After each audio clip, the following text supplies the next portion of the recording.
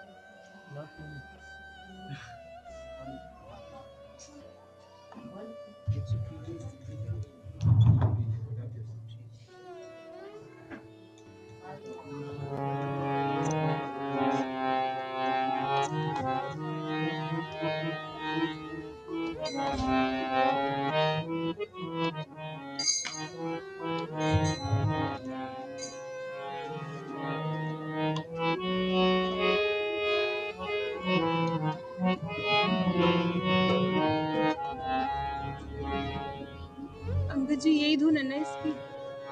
नाथ मैंने अब की बार बचा फंस्यो आए में भंवर जाल में, यही वाली धुन कभी गाया नहीं मैंने।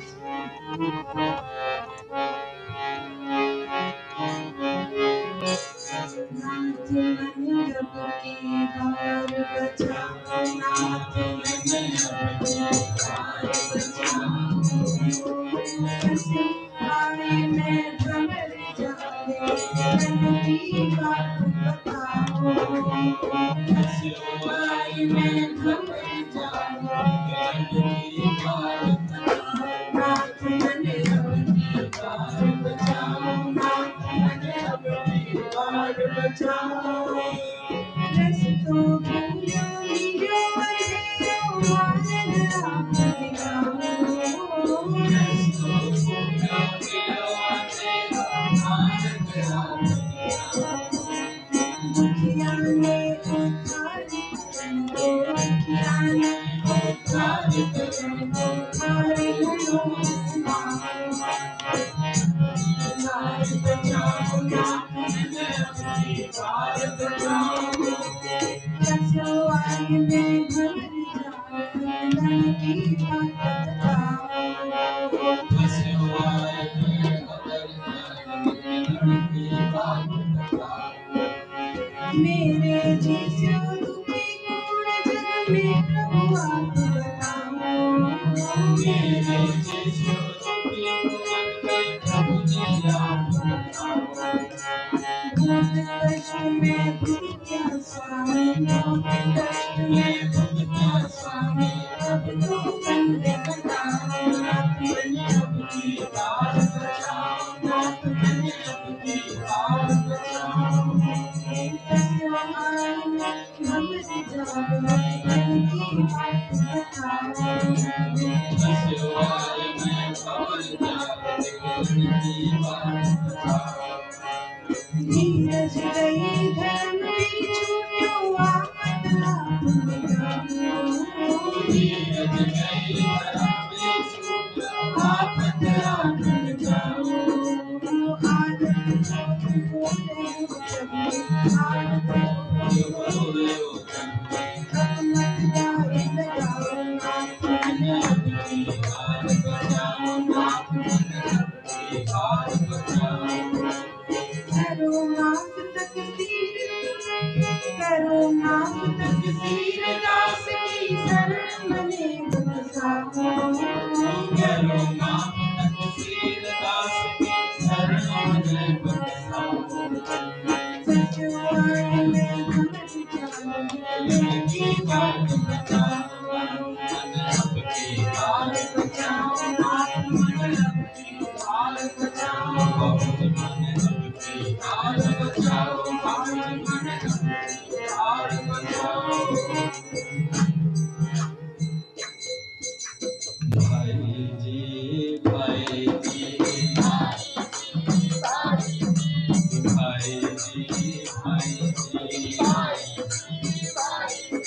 भाई जी भाई जी भाई जी भाई जी राधा राधा राधा राधा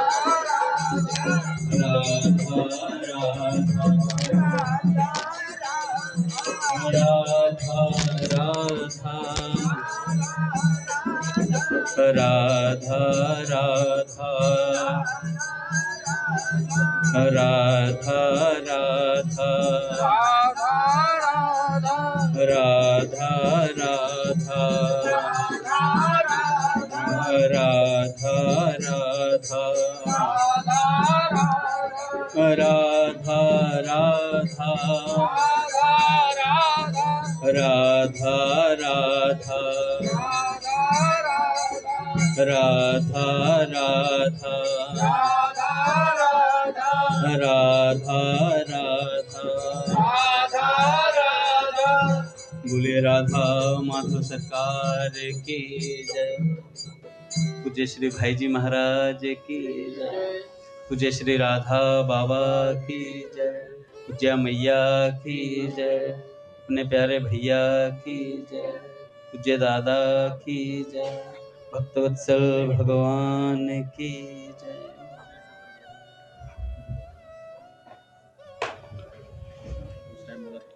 हरि बोल। बड़े सौभाग्य का क्षण है। कि आज भी हमें सत्संग और कीर्तन का परम लाभ प्राप्त हो रहा है। पहले पूज्य बाबा के कुछ वाक्य सुनेंगे, उसके बाद एक भक्ति चलेगी। पूज्य बाबा कहते हैं प्रेम सत्संग सुधामाला पुस्तक में, असल बात है सच्ची तीव्र से तीव्र लालसा का होना। यह लालसा हुई कि उसी क्षण सारा नक्शा पलट जाएगा। देखो अभी चाह तो है भगवान को पाने की, पर वो मंद से मंद है, मंद से मंद है। कल पूज्य भैया ने एक बात बोली थी कि अभी तो हमारी शुरुआत है, अभी हम लोगों की शुरुआत है साधना की, भजन की, साधक बनने की अभी शुरुआत है। तो अभी चाह तो है पर मंद से मंद है। जितनी परवाह संसार की वस्तुओं के लिए है उतनी भी भगवान की नहीं है। आप कुछ भी करें, देखें, देखो श्री कृष्ण से तो कुछ छिपा नहीं है। बाबा बड़े प्यार प्यार से थप्पड़ मारते हैं बाबा। बाबा कहते हैं श्री कृष्ण से तो कुछ भी छिपा नहीं है कान्हा। थैंक यू, तू जानता मैं क्यों बोल रहा। क्योंकि श्री कृष्ण सर्व अंतर्यामी है, सर्व समर्थ हैं और उनमें अपार करुणा भी भरी पड़ी है। फिर आप उनके सामने रोते क्यों नहीं हो? बाबा कहते हैं फिर आप उनके सामने रोते क्यों नहीं? रोना क्यों नहीं आता? एक सज्जन का लड़का बीमार था, मन में कितनी व्याकुलता थी, रात दिन दिमाग में एक ही बात थी, हे राम लड़का ठीक हो जाए, हे राम लड़का ठीक हो जाए। अच्छा, रोना सीखना नहीं पड़ता, अपने आप रोना आता है, अपने आप रोना आता है।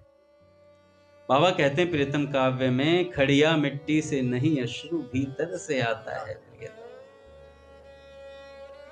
तो संबंध है लड़के से तो रोना अपने आप आया, किसी ने सिखाया नहीं। जिस दिन जीवन श्री कृष्ण प्रेम के बिना सूना दिखाई देगा ना, उनका वियोग असहनीय हो जाएगा। उस दिन रोना स्वयं अपने आप आने लग जाएगा। वैसी लालसा ही नहीं है, इसलिए ना तो रोना आता है ना उतनी परवाह होती है भगवान की। बिल्कुल ठीक मानिए, घर, धन, परिवार, पुत्र सभी फिर इतने फीके लगने लगेंगे कि मानो इससे कैसे हमारा पिंड छूट जाए। पर अभी तो आप स्वयं इच्छा करके मन चलाकर इनको पकड़ते हैं। इसका अर्थ यह है कि आपको उनकी लालसा नहीं है, और जब लालसा ही नहीं है तब फिर वे क्यों आए? तब फिर वे क्यों आए? मोल तो वह मिलती नहीं है। इसलिए संत लोग अपने अनुभव से कहते हैं, मलिन अंतःकरण में यह लालसा उत्पन्न ही नहीं होती। हमारा अंतःकरण इतना मलिन है, इसलिए यह लालसा उत्पन्न नहीं हो रही। जिस क्षण यह लालसा उत्पन्न हुई उसी क्षण भगवान में भी लालसा उत्पन्न हो जाएगी। अतः अंतःकरण को निर्मल बनाने की चेष्टा ही कर्तव्य होता है साधक। अंतःकरण को निर्मल बनाने का ही कर्तव्य होता है साधक का। पर हमारा अंतःकरण निर्मल हो, यह लालसा भी तीव्र नहीं है अभी हमारी कि हमारा अंतःकरण निर्मल हो जाए। क्योंकि उसके जो उपाय हैं उनका आचरण जब हमसे होता ही नहीं, फिर कैसे कह दें लालसा है? भैया संतों ने इतने उपाय बताए हैं, पूज्य भैया ने इतने उपाय बताए हैं, और पूज्य बाबूजी, बाबा, सेठ जी, स्वामी जी इतने उपाय बता के किए, क्या हम कर रहे हैं? नहीं कर रहे। याद आते भूले भटके, सच बता रहा हूं, मैं अपनी बात बता रहा हूं। शाम को 7:30 बजे जब मंदिर आते तो हाँ यार भगवान की प्राप्ति करनी है, ये भी कुछ काम है अपने जीवन में, ये भी कुछ है अपने जीवन में। नहीं तो पूरा दिन ऐसा गधा पचीसी में जाता है, ये नहीं पता चलता दिन कब हुई रात कब हुई। देखो दोनों स्थिति हैं, एक संतों की भी ऐसी स्थिति है, उनको भी पता नहीं कब रात दिवस है कि पता नहीं कुछ रात दिवस का, पता नहीं कब संध्या भोर, जागृत स्वप्न दिखाई देता, श्याम सदा मेरा चित चोर। ये संतों की स्थिति है और हमारी भी ऐसी स्थिति है। पता नहीं कुछ रात दिवस का, पता नहीं माला चित चोर। चिचोर, पता नहीं माला कहाँ गुम हो गई। शाम को 7:30 बजे याद आती है, हाँ यार 16 माला करनी है। और भजन नाम की भी कोई वस्तु हमारे जीवन में है, माधव सामने खड़े हैं, इनकी प्राप्ति करनी है। अब फिर मन कह देता, अरे प्राप्त तो हैं, कल ही तो बोला नित्य प्राप्त की प्राप्ति, प्राप्त है भगवान, हमें छू रहे हैं भगवान, पर हमें उसकी अनुभूति नहीं हो रही है। तो बाबा कहते हैं भैया उपाय तो हैं पर उनका आचरण हमसे नहीं होता, इसका मतलब हम करना नहीं चाहते। तब कैसे कहा जाए कि हम चाहते हैं कि हमारा अंतःकरण निर्मल हो। फिर भी संत लोग तथा शास्त्र कहते हैं घबराओ मत। देखो कितनी अच्छी बात बाबा कहते हैं, घबराओ मत। यदि एक बार भी भगवान की और झूठी मूठी प्रवृत्ति भी तुम्हारी हो गई है तो फिर तुम भले भगवान को छोड़ दो, भगवान नहीं छोड़ेंगे, भगवान नहीं छोड़ेंगे। तुमने गलती कर दी यहां करके। भगवान कहते हैं गलती कर दी नारद निकुंज में कदम रख करके, अब तू तो जाना चाह सकता है पर मैं जाने दूंगा नहीं, मैं जाने दूंगा नहीं। बहुत कोशिश करते हैं हम लोग मन को भगवान से निकालकर संसार में फंसाने की, और भगवान कहते हैं जहां जहां तू जाएगा वहां वहां दुख मिलेगा तुझे, क्योंकि सुख इस संसार में है नहीं। भगवान ने स्वयं टैग लगा करके भेजा है, दुखालय है भैया। जैसे देवालय में भगवान मिलते हैं भैया, औषधालय में औषधि मिलती है, ऐसे ये दुखालय है, यहाँ दुख ही मिलेगा। बाबा कहते हैं देखो आपको विश्वास करा देना तो कठिन है, पर एक बिल्कुल सच्ची बात आपको बता रहा हूं, बहुत ही मर्म की बात है कि कैसे एक नाम लेने से मनुष्य तर जाता है, कैसे एक नाम लेने से मनुष्य तर जाता है। भगवान में नाम नामी देह देही का भेद नहीं है।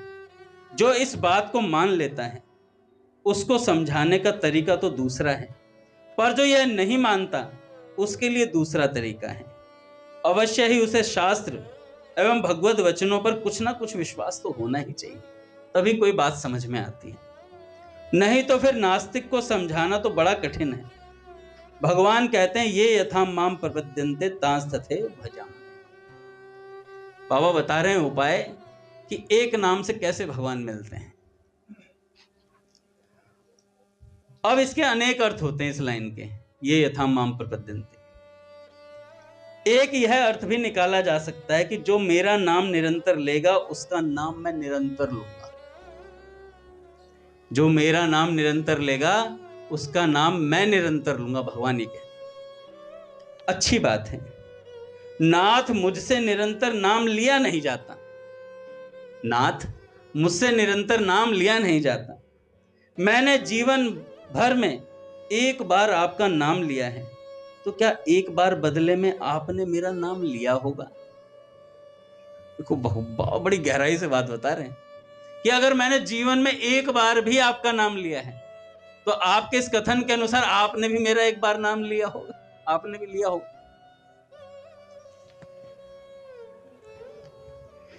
अब यदि वह प्रश्न होता है कि तुमने मन से नहीं लिया था, तो क्या आपने भी मन से नहीं लिया था?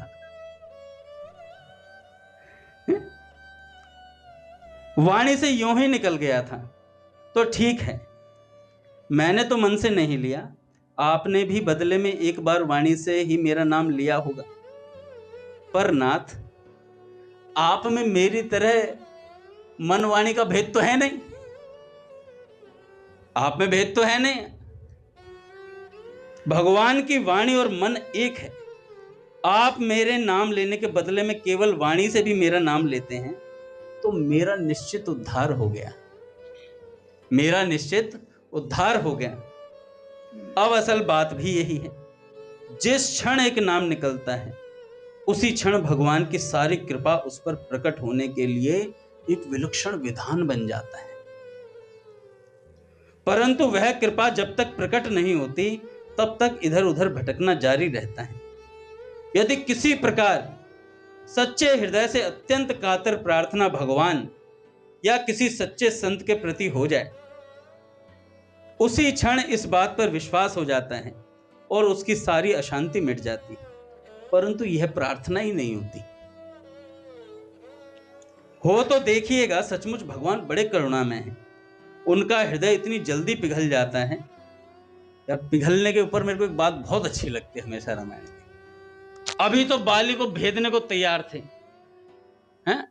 बाली को मार दिया, वो मरने को जा रहा है। बाली ने भी ताना मारा, प्रभु क्या यार सुग्रीव के साथ हो लिया। मेरे से कहते मैंने रावण को अपनी काख में घुमाया, ऐसे घुमाया। एक बार कहते मैं पूरी लंका उठा लाता यहीं पर। रावण को तो 2 मिनट में आता, वो कहते ही नाम लेते, बाली एक बार बोलते तो वो आ जाता। ऐसी ऐसी बातें बोल रहे। और जब प्राण निकलने लगे तो प्रभु एकदम शांत हो गए। और जब प्राण निकलने लगे, तेरे प्राण रख दूं क्या यार? अभी तो ऐसे थे, बाण मारा है, अभी किसी को मारा है, और अभी एकदम से करुणा में तेरे प्राण रख दूं, तुझे जीवित कर दूं वापस से। उधर फिर वो भक्त कहता, प्रभु जन्म जन्म मुनि जतन कराए, अंत राम कहीं आवत न। प्रभु आपका नाम नहीं आता और मेरे सामने तो आप खड़े हो साक्षात, ऐसी मृत्यु नहीं छोड़ूंगा। श्रीवास जी के आंगन में चैतन्य महाप्रभु कीर्तन कर रहे हैं। पूज्य बाबा बताते हैं इस बात को। चैतन्य महाप्रभु कीर्तन कर रहे हैं, उनका लड़का मर गया भीतर। तो उन्होंने सब स्त्रियों से कह दिया कि सब चुप रहना, कोई बोलेगा नहीं, महाप्रभु जी के कीर्तन में विक्षेप हो जाएगा। पर वो खुसुर फुसुर करके वो बात पहुंची, क्योंकि कीर्तन का सारा उत्साह धीरे धीरे ठंडा पड़ता जा रहा था। महाप्रभु जी भी बैठे। महाप्रभु जी ने पूछा क्या बात हो गई? तब ये बात पता चली कि श्रीवास जी का लड़का मर गया। तो महाप्रभु जी ने कहा उसे मध्य में लेकर के। बाबा कहते हैं उन्होंने कीर्तन किया, कीर्तन किया तो वो लड़का जीवित होकर उठ गया। उसके बाद बहुत सारी बातें हुई बीच में। तो बाबा कहते हैं कि क्या ये बात श्रीवास जी ने चाही थी कि उनका लड़का जीवित हो जाए? बिल्कुल नहीं चाही थी, चाही नहीं थी श्रीवास जी ने। ये उनकी जो पत्नी थी उनके लिए वो चाहते थे कि वो भी श्रीवास जी ने पत्नी चाहती थी, तो इसलिए। तो फिर बालक से जब वार्तालाप हुई तो पता चला कि भैया इससे बढ़िया मृत्यु नहीं हो सकती। महाप्रभु जी कीर्तन कर रहे हैं, इस समय जाना ठीक है। श्रीवास जी का ऐसा विश्वास था भगवान में, और भगवान बड़े करुणामय हैं। सचमुच भगवान इतने करुणामय हैं, उनका हृदय इतनी जल्दी पिघल जाता है कि जगत में उसकी तुलना ही असंभव है। जो चाहिएगा, जैसे चाहिएगा, वही उसी प्रकार वे करके दे सकते हैं आप। यह नियम केवल लौकिक बातों में नहीं, परमार्थ में भी यही नियम है भगवान का। मान ले कि आप प्रार्थना करें, हे भगवान मुझे धन दो, मान दो।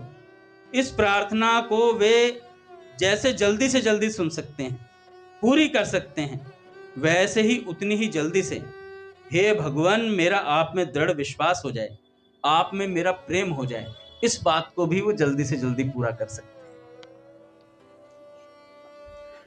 इस प्रार्थना को भी सुन सकते हैं, पूरी कर सकते हैं।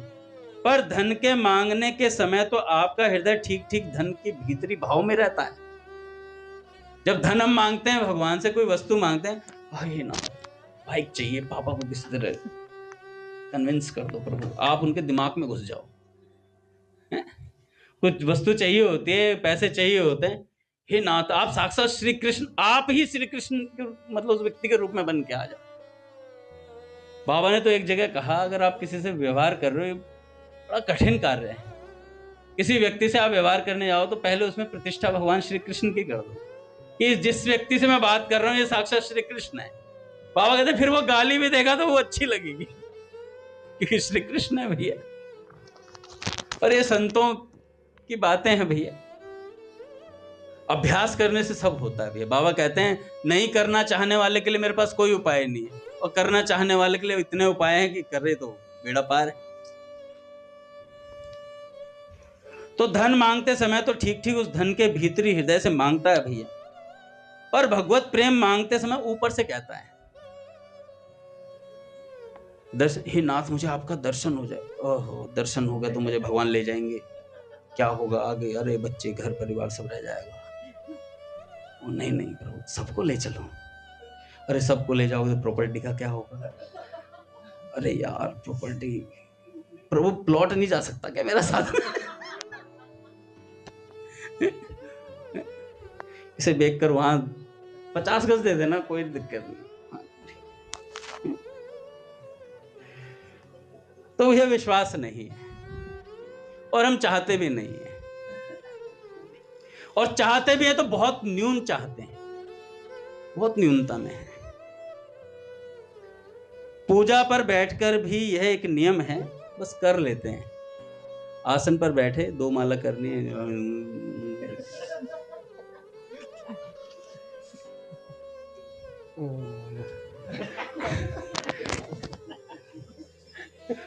क्या ही देता हूँ यार, अब यहाँ गले पे आ गई बात। एक दिन मैं शयनार्थी में पीछे खड़ा था, एक बच्चा कह रहा है अरे शयनार्थी इतनी लंबी क्यों? और ऋषभ जब से आया तब से 1-2 पद और घुसा देता है बीच में। मैं कहा क्या? अरे ये रस बड़ा विलक्षण है भैया। वो जो बच्चा गा रहा है ना भैया, बड़े बड़े संत उसको सुनेंगे भैया, देखना एक दिन, क्योंकि वो उसके गाने में, सच बता रहा हूं काका, उसके गाने में जो ब्रज भाव की छाप आती है ना, ऐसा कहीं नहीं आती। इतना सुंदर गाता है। और श्री राम दादा का आशीर्वाद है भैया, पूज्य बालकृष्ण दास जी महाराज जी का आशीर्वाद, पूज्य बाबा की कृपा उस बच्चे पर, और सबकी कृपा मिला करके एक घनीभूत कृपा अपने पूज्य भैया के उस पर आ गई। बताओ, इतना प्यार करता है वो पूज्य भैया से। भैया वो पूज्य भैया भी प्रेम करते हैं, पूज्य भैया तो सबसे ही प्रेम करते हैं। तो पूजा पर बैठकर भी कर लेते हैं बस, पर सचमुच वह व्याकुलता नहीं होती। डैश के लड़के की बीमारी को लेकर जैसी व्याकुलता थी उसे, एक सज्जन का लड़का मरा होगा, क्या उन लोगों में कोई भी उतना ही व्याकुल होकर यह चाहते हैं कि हमारा मन भगवान में लग जाए, भगवान पर हमारा विश्वास हो? विश्वास की अपेक्षा भी हृदय की व्याकुलता की अधिक आवश्यकता है, क्योंकि व्याकुलता विश्वास करा देगी। अब उस लड़के की बीमारी में जो आदमी जो उपाय बतलाता था, जो भी उपाय बतलाता, वो हम करते चले जाते हैं तत्काल। काका ने बताया फलानी जगह चले जाओ, वहां इलाज हो जाएगा, बढ़िया Angad ji, you will have hairs in your head. कुछ नहीं हुआ। जहां इलाज बताया जाए वहीं भगा चला जाता है व्यक्ति, और विश्वास भी कर लेता है। पर ऐसा विश्वास संतों पर क्यों नहीं होता है? क्योंकि जो वो बता रहे होते हैं वो हम कर नहीं रहे होते हैं।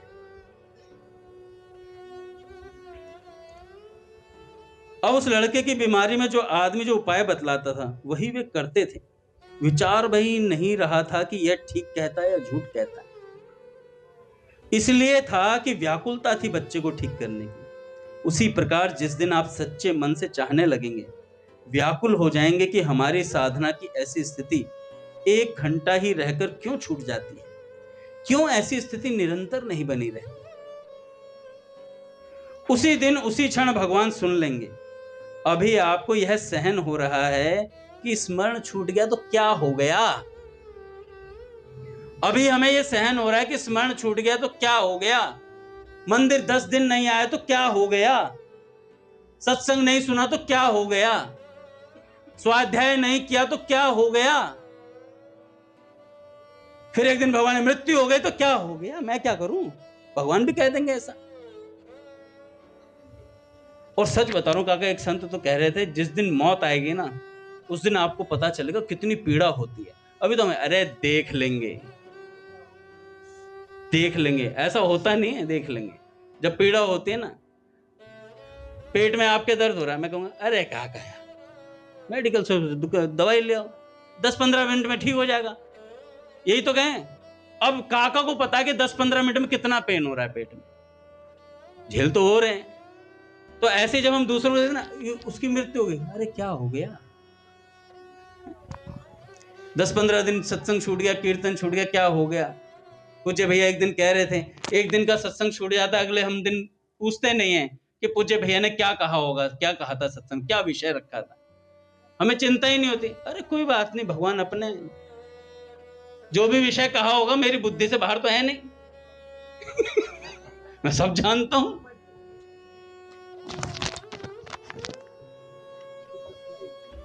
एक संत हुए, उन्हें गहवर मन के मोनी बाबा,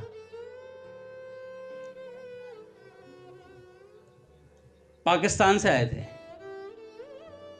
और जब पाकिस्तान से इधर आए तो वहां पर किसी वेदांती के यहाँ रहते थे, उन्हीं के शिष्य थे वेदांती के। तो कहीं उन्होंने भागवत जी में श्री कृष्ण का वर्णन सुन लिया, श्री कृष्ण के बारे में सुन लिया। पूज्य बाबूजी कहते हैं बड़ा विलक्षण भाव है श्री कृष्ण का। बाबूजी जब गीता भवन में सत्संग कराते तो सब लोग चाहते थे बाबूजी सदा राधा भाव पर ही बोले। तो एक दिन ऐसी चर्चा चल रही थी, बाबूजी सत्संग बोलने के लिए आए, व्यासपीठ पे बैठे, तो मेरे जैसे कई साधक रहे होंगे जिनके प्रश्न ही खत्म नहीं होते जीवन में, तो प्रश्नों की प्रहलाद चिट्ठियां बना के भेज दी, बहुत सारी पर्चियां। तो जैसे ही पर्चियां पहुंची तो शरणानंद जी बाबूजी ने बोला पहले प्रश्नों का उत्तर देंगे, बाकी कल की जो चर्चा है फिर उसे कंटिन्यू करेंगे। तो शरणानंद जी महाराज तपाक से बोला बाबूजी प्रश्नों का उत्तर मैं दे दूंगा, ये सारे प्रश्न मुझे दे दो, आप तो केवल राधा भाव पर बोलो। राधा भाव क्या है? यार बुद्धि की पहलवान थे भैया शरणानंद जी महाराज, कह रहे सारे प्रश्नों का उत्तर मैं दे दूंगा, इनको मैं निपटाऊंगा। एक दिन बाबूजी बोल रहे थे, ऐसे कह रहे थे बाबूजी कि पहले राधा रानी की किसी एक सखी को चुनो, फिर उस सखी को, फिर मंजरियां होती हैं नीचे, फिर सेविकाएं होती हैं, फिर एक किसी ऐसी मंजरी को चुन लो जिनकी आप दासी बनना चाहते हो। तो इस तरीके से सखी भाव की उपासना के बारे में बाबूजी बात कर रहे हैं। भाव विभोर थे, अलौकिक बाबूजी का भाव रहता है जब ये विषय बताते हैं बाबूजी। तो बता रहे थे तो किसी ने कहा सेठ जी आ रहे हैं। भगवान भगवीता में कहते हैं। तो बाबूजी ने बोला अच्छा तो बाकी चर्चा कल करेंगे। श्रीमन नारायण नारायण नारायण, श्रीमन नारायण नारायण नारायण, श्रीमन नारायण भवतारायण, श्रीमन नारायण भवतारायण, श्रीमन नारायण नारायण नारायण नारायण नारायण नारायण। फिर किसी ने बीच में बोला सेठ जी दिख तो इधर ही आते हुए रहे थे पर मुड़ गए, अच्छा तो हम कहाँ थे? बाबूजी ने फिर चर्चा शुरू कर दी, अच्छा तो हम कहाँ थे भला? तो बड़ी सुंदर चर्चा। तो ये श्री कृष्ण चर्चा जब हम भैया से, पूज्य भैया से लीलाएं सुनते हैं,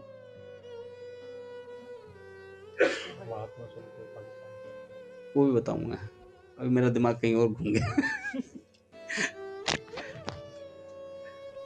तो एक दिन बात विचार कर रहा था कि हमें जो पूज्य भैया लीलाएं सुनाते हैं, इतनी गूढ़ लीलाएं सुनाते हैं, अपनी अनुभूतियों वाली लीलाएं भी सुनाते हैं भैया, ज्यादातर भैया का कृपा प्रसाद ही हम झूठन नहीं पा रहे हैं। तो क्या हम उस झूठन के अधिकारी हैं काका? नहीं है। पर ये लीलाएं भी, कृपया हरि बोल माता जी, कृपया थोड़ा सा,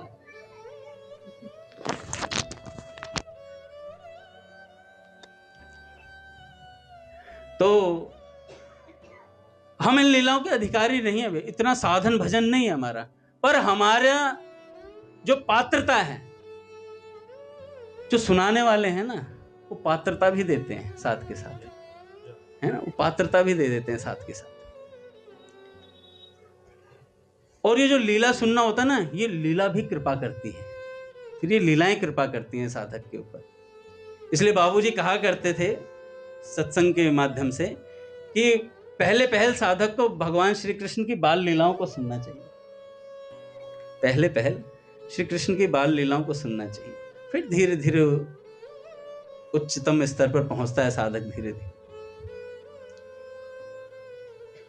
बड़े विलक्षण विलक्षण भाव ब्रज के हैं। प्रहलाद बैठा तो मेरे को याद आ रहा है कि ये सब लोग पूज्य भैया के पास रहते हैं तो उस साइड की बात ज्यादा करते हैं, हम लोग तो इस साइड में ही रह जाते हैं, है ना। एक भाव सुनाता हूँ, बड़ा काका बड़ा अच्छा लगता है मुझे। भगवान श्री कृष्ण मथुरा जाने के लिए तैयार हैं और कौन लेने आए थे? अक्रूर जी। अक्रूर जी लेने आए तो माता यशोदा कहती, लाला तू मुझे अपने साथ ले चल, लाला तू मुझे अपने साथ ले चल, मैं वहीं रह लूंगी। तो कहते, मैया तू क्या करेगी वहां जाकर? अरे तू एक काम कर, तू मुझे ले चल, वहां किसी को ये मत कहना कि मैं तेरी मैया हूं, कह देना ये दासी हमारे साथ आई है। और जब ये मैंने लाइन सुनी ना दासी, मैंने कहा क्या हृदय लेकर के ये ब्रजवासी पैदा होते हैं भैया। किसी भी भाव से श्री कृष्ण का संग चाहिए इन लोगों को, छोड़ना नहीं चाहते। दासी बन के रह लूंगी, कह देना ये नौकरानी आई है और सेवा में रखी हुई है मैंने, तो ये दूध दूध पिलाने का काम करती है। तो संत सुना रहे थे, वो भी यही बात कह रहे थे, कहते ब्रजवासी लोग हैं ना, ये संग चाहते हैं कि तेरे संग में रहेंगे ओ मोहना, ओ मोहना, ओ सोहना, तेरे संग में रहेंगे ओ मोहना, तेरे संग में रहेंगे ओ मोहना, ओ मोहना, ओ सोहना, ओ मोहना, ओ सोहना, तेरे संग में रहेंगे ओ मोहना, तेरे संग में रहेंगे ओ मोहना। तुम चंदन बनो मैं पानी बनूं, तुम चंदन बनो मैं पानी बनूं, तुम चंदन बनो मैं पानी बनूं, तुम चंदन बनो मैं पानी बनूं, मस्तक पर मिलेंगे ओ मोहना, मस्तक पर मिलेंगे ओ मोहना, तेरे संग में रहेंगे ओ मोहना, तेरे संग में रहेंगे ओ मोहना।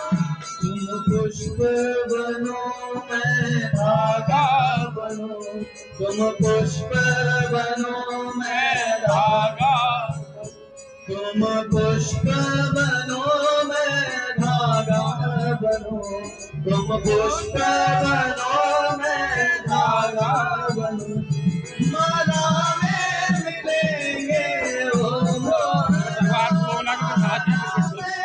मिलेंगे ओ मोहना, तेरे संग में रहेंगे ओ मोहना, तेरे संग में रहेंगे ओ मोहना, ओ सोहना, ओ मोहना, ओ सोहना, तेरे संग में रहेंगे ओ मोहना, तेरे संग में रहेंगे ओ मोहना। तो भैया किसी भी प्रकार से श्री कृष्ण का संग होना चाहिए। हरि बोल, थोड़ा थोड़ा आगे आगे हो जाए।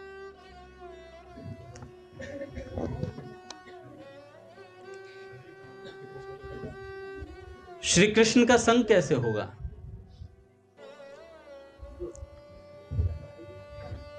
ये जो हम नाम रूप गुण लीला भगवान के सुनते हैं ना, इसके माध्यम से संग होता है।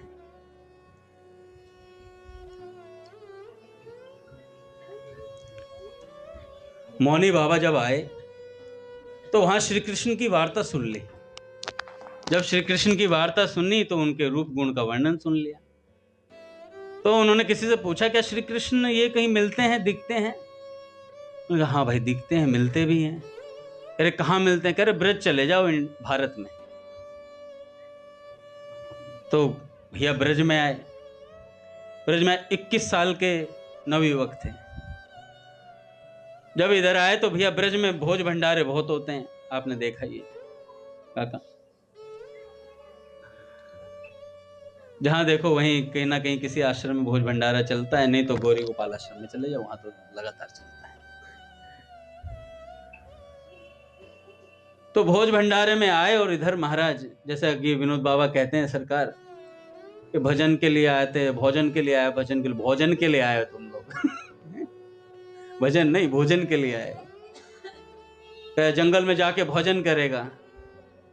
कर यहाँ भजन तो हो नहीं रहा, बाल्टी लेके घूमता है भंडारा में बाल्टी लेके घूमता है,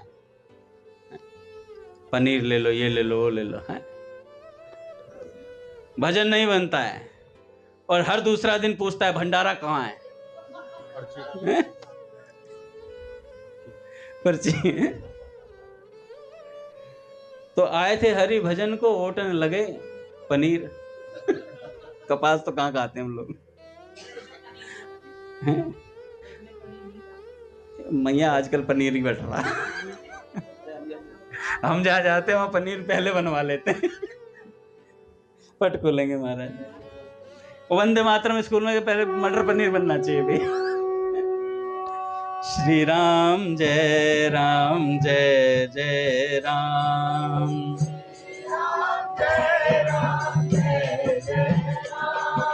श्री राम जय राम, जय जय राम, श्री राम जय राम, जय जय राम, श्री राम जय राम, जय जय राम, जय जय श्यामा, जय जय श्याम, जय जय श्यामा, जय जय श्याम, जय जय श्री वृंदावन धाम, जय जय श्री वृंदावन धाम, जय बरसाना, जय नंदगांव, जय बरसाना, जय नंदगांव, पावन राधे तेरो नाम, पावन राधे तेरो नाम। बोलिए राधा माधव सरकार की जय।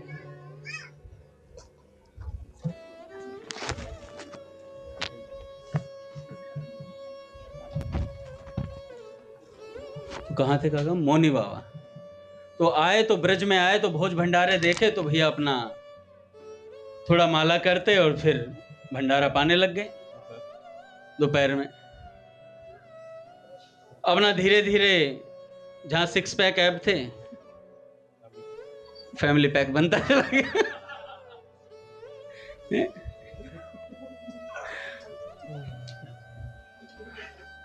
अब एक दिन ऐसे ही लाइन में खड़े थे और खीर बट रही थी, और खीर भी चैतन्य प्रभु के हाथ की थी, चीनी अच्छी मिलाई हुई थी, नहीं जली हुई नहीं थे महाप्रभु की। देख रहे, अगली बार मत देना, ये राम बोलता राम। तो क्या हुआ, खीर बट रही थी काका। अब खीर की लाइन में खड़े हैं तो एक ब्रजवासी मैया उनके पीछे खड़ी थी, वो हमारी उद्धव प्रभु की माता जी जैसी रही होंगी।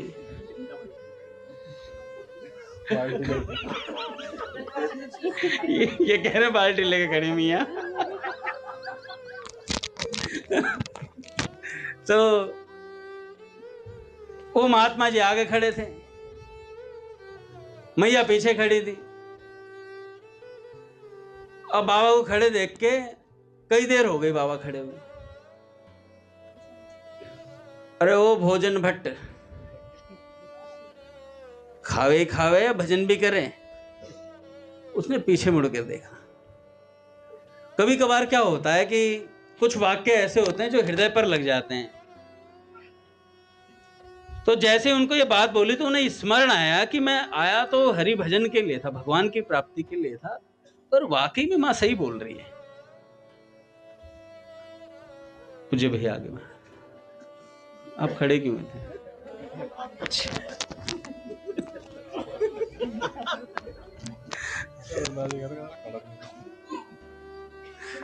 नहीं, रघुनाथ जी ने खड़े होके यूं कर दिया, मेरे को लगा भैया आ रहे हैं उधर से।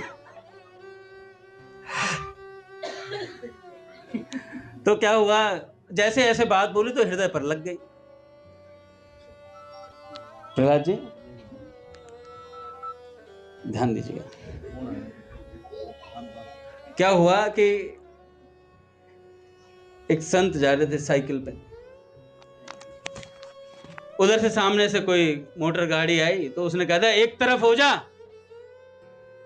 अब ऐसे बात बोली एक तरफ हो जा, तो उस संत के हृदय पर लगी बात तो सही कह रहे हैं, कभी संसार में कभी भगवान की तरफ, एक तरफ हो जाना चाहिए। उसी दिन से एक तरफ हो गए, कह रहे अब भजन ही भजन करना है। एक चेला था मेरे जैसा, कुल्फी बेच रहा था साइकिल पे, कुल्फी वाले बाबा, तो कुल्फी बेच रहा था। गुरुजी ने देख लिया, गुरुजी जा रहे थे, गुरुजी ने कहा अबे पूरे दिन तो तू कुल्फी बेचता रहता है, भजन कब करता है? बैली बना रहेगा क्या, जब देखो कुल्फी बेचता रहता है? चल छोड़ दे ये सब, भजन कर। अरे हाँ गुरुजी। गए, कुल्फी की थैली वैली वो सब, साइकिल भी बेच मारी, उसका पैसे ले आया और नोट गिन रहा गुरुजी के सामने खड़े होकर। गुरुजी कह रहे ये क्या कर रहा है? कह रहे गुरुजी इन्हीं से तो भजन होगा, कहीं तीर्थ यात्रा पे जाना पड़े, कभी जाना पड़े तो इन्हीं के माध्यम से काम होता है सर। भैया बिना पैसे के भजन नहीं होता, ये दिमाग में फिजूल डाला हुआ है। जिसे भजन करना है ना वो कैसे भी भजन कर ही लेता है। ब्रज में ऐसे ऐसे महात्मा भी हैं जिन्होंने कभी पैसों को आज तक नहीं छुआ, आराम से भजन कर रहे, खाने पीने को अब भी हैं ऐसे महात्मा। पर हमारी बुद्धि में बात बैठ जाती है, मैं जब 1 करोड़ महीना कमाने लग जाऊंगा ना, तब मैं रिलैक्स होकर भजन करूंगा। रिलैक्स का मतलब बता दूं क्या? आराम से एसी में सोते हुए। भजन नहीं होगा फिर। कल ही एक वाक्य पढ़ा था, सुविधा में भजन नहीं हो सकता, सुविधा में भजन नहीं होता, सुविधा में साधना का नाश होता है भैया। आप देख लेना, जितना भजन की आतुरता हम में पहले थी वो अब नहीं है। जैसे जैसे सुविधाएं मिलती जा रही वैसी आतुरता नहीं है। तो मोहनी बाबा सरकार को ऐसे बात बोली, उनके हृदय पर लगी और गैवर वन में जाकर के वहां भजन करने लगे। महाराज जीवन भर गर्दन नहीं उठाई महाराज, बाहर नहीं आए फिर सदा के लिए, गैवर वन में ही रह गए सदा के लिए। और उसी एक कुटिया में रहते थे, किसी ने उन्हें बोलते नहीं देखा महाराज। कथा कहते थे, वो कथा कहते थे, पर कौन सुनने आता था? एक अजगर रहता था उनकी कुटिया के पास, वही सुनने आता था कथा। बाबा कहा करते थे कि इस अजगर से पिछले जन्म का कोई संबंध रहा है हमारा, जो ये कथा सुनने आता है, जो ये कथा सुनने आता है।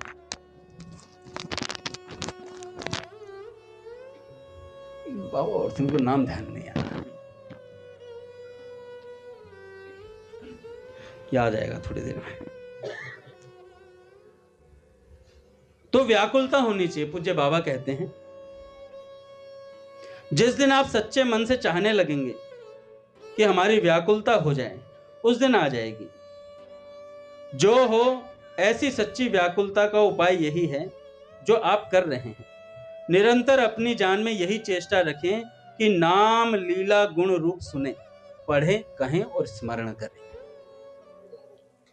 करते करते जैसे जैसे अंतःकरण पवित्र होगा, वैसे वैसे व्याकुलता उत्पन्न होने की, सच्ची लालसा उत्पन्न होने की भूमिका तैयार होती जाएगी। जिस दिन पूर्ण रूप से वह भूमि तैयार हो गई कि कोई सच्चा संत या स्वयं भगवान उसमें प्रेम का बीज बो देंगे, फिर वह उगेगा, बढ़ेगा, फूलेगा, फलेगा और निरंतर फूलता फलता ही रहेगा। उसका कभी फूलना फलना बंद नहीं होगा। इस काल में भगवान हैं, और जहां भगवान हैं वहीं आज तक जितनी लीला हुई है, हो रही हैं, होंगी, सबकी सब मौजूद हैं अभी। एक गोपाली बाई थी, राजस्थान में रहती थी। बचपन से ही उनके मन में चाव था कि मैं कभी वृंदावन जाऊं, बचपन से चाव था। पर एक लौती बेटी थी, माता पिता का और कोई सहारा नहीं था, तो मन में ये बात रहती थी कि मैं वृंदावन जाऊंगी, भजन करूंगी कभी ना कभी। माता पिता की तबीयत थोड़ी खराब हुई तो उनकी सेवा में लगी रही। और जब उनकी उम्र पहुंची, उनके माता पिता भगवान के धाम गए, तब उनकी उम्र उतनी हो गई, खुद बूढ़ी हो गई, अब जाना संभव नहीं रहा।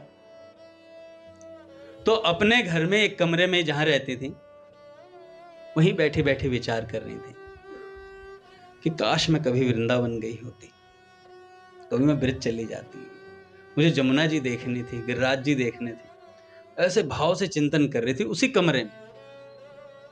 चिंतन करते करते इतना प्रगाढ़ चिंतन बना कि महाराज उसी कुटिया में, उसी कमरे में जमुना जी प्रकट हो गए उनके खाट के पास। वहीं उन्हें गिरिराज जी का दर्शन हो गया, साक्षात श्री कृष्ण बलराम के दर्शन हो गए भैया। ऐसी तन्मयता बढ़ी तो सब बात चिंतन पर आकर के रुक जाती है। ये हम सत्संग सुन रहे हैं किस लिए? जिससे हमारा चिंतन बने। पूज्य भैया आ गए। श्री राम जय जय